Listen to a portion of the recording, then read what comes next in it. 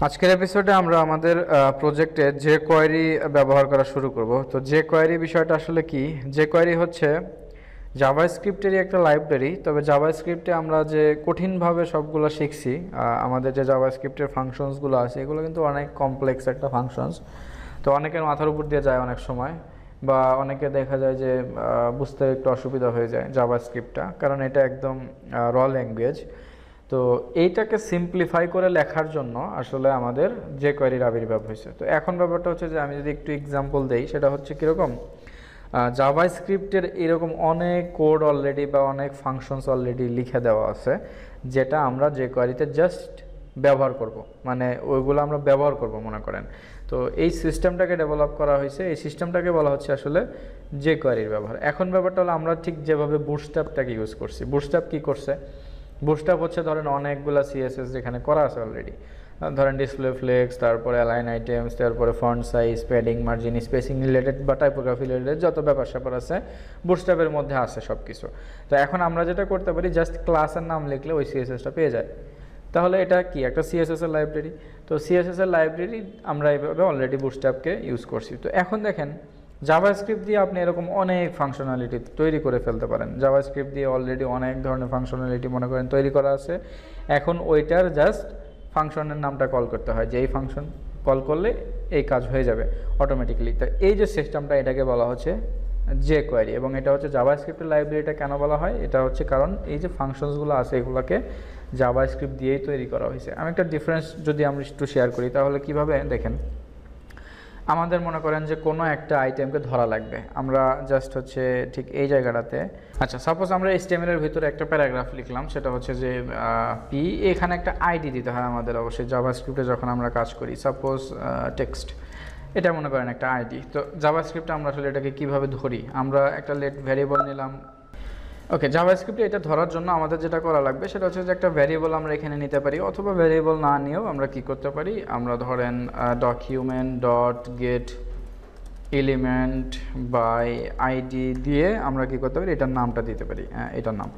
এরপরে হচ্ছে মনে করেন যে আমরা যদি এটাকে কি করতে চাই, কিছু একটা করতে চাই, তো সেক্ষেত্রে মনে করেন যে ইনার HTML আমরা এখানে কি লিখবো। ওকে, আমরা এখানে ইনার HTML লিখবো, সাপোজ মনে করেন যে এই চন বসায় দিতে পারি, বা তার মানে কি হবে যে এটার পি এর মধ্যে কিছু একটা বসবে। তো এই হচ্ছে ব্যাপার। বা হ্যাঁ, ইনার HTML লিখে আমরা কি করতে পারি, সাপোজ ধরেন হ্যালো, এটা লিখতে পারি। এটা হচ্ছে জাভাস্ক্রিপ্টের মানে বিহেভিয়ার। এখন জাভাস্ক্রিপ্টে আমাদের কি করতে হচ্ছে, ডকুমেন্ট ধরতে হচ্ছে, তারপরে গেট এলিমেন্ট বাই আইডি দিয়ে ওই আইডিটার এলিমেন্টটাকে ধরতে হচ্ছে, এরপরে ইনার HTML এর একটা ফাংশন হবে, এবং এটা কি করতে হবে, এটা হচ্ছে এই হ্যালো কথাটা এপি এর মধ্যে বসায় দিবে। এটা হচ্ছে জাভাস্ক্রিপ্টের কাজ। কিন্তু আমরা যদি এই সেম কাজটা যে কোয়েরিতে করতে চাই, তাহলে আমরা আসলে কিভাবে করব। তো যে কোয়েরিতে করার জন্য দেখেন, আইটেমটাকে ধরার জন্য জাস্ট একটা ডলার সাইন দিয়ে একটা ব্র্যাকেট দিয়ে এরপরে আইডি নাকি ক্লাস যে কোনো কিছু ধরতে পারেন আপনি। যদি আইডি দিয়ে ধরেন তাহলে হবে হচ্ছে আইডি হ্যাশ দিতে হবে, যদি ক্লাস দিয়ে ধরেন তাহলে হচ্ছে ডট দিতে হবে, মানে সিএসএস সিলেক্টরের মতো, একদম সিএসএস সিলেক্টরের মতো। তো এইটুকু লেখাতেই আমাদের এই এলিমেন্টটাকে ধরা হয়ে গেল। এখন এরপরে আমরা কি করব, ডট জাস্ট যদি খালি HTML লিখি একটা ফাংশন, HTML লেখার পরে এটার ভিতরে আমরা জাস্ট কি লিখতে পারি, যাই লিখবো সেটাই কিন্তু বসে যাবে এই চন।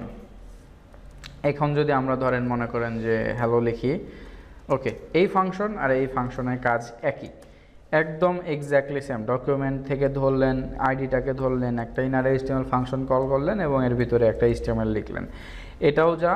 এবং এই যে কোয়েরি দিয়ে যদি ধরেন আপনাকে এই গেট এলিমেন্টস বাই আইডি টাইডি দিয়ে এগুলো কিছুই করতে হবে না, আপনার জাস্ট কি করতে পারেন, একটা ডলার সাইন ইউজ করবেন, এবং এখানে এটা হ্যাশ হবে নাকি ডট হবে এটা ডিপেন্ড করবে আপনি কোন এলিমেন্টটাকে ধরতেছেন, ওইটার আইডি দিয়ে ধরতেছেন নাকি ক্লাস দিয়ে ধরতেছেন।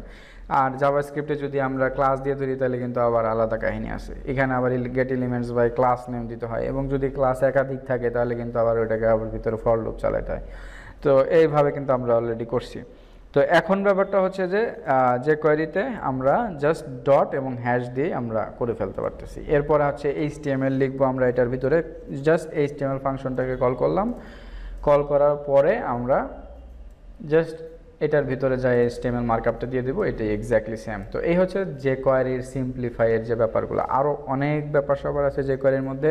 তো আমরা স্টেপ বাই স্টেপ এটাকে শেখা শুরু করব এবং যে কোয়ারি দিয়ে আমাদের প্রজেক্টসের যত কাজগুলো হবে সবগুলো আমরা করার ট্রাই করব, কারণ এটাই সবচেয়ে ইজিয়েস্ট ওয়ে জাভাস্ক্রিপ্ট লেখার। যেভাবে আমরা বুটস্ট্র্যাপ ইউজ করি, সিএসএস কম লিখে বুটস্ট্র্যাপ বেশি বেশি ইউজ করার চেষ্টা করি, ঠিক একইভাবে জাভাস্ক্রিপ্ট কম লিখে যে কোয়ারি বেশি বেশি আমরা ব্যবহার করার চেষ্টা করব।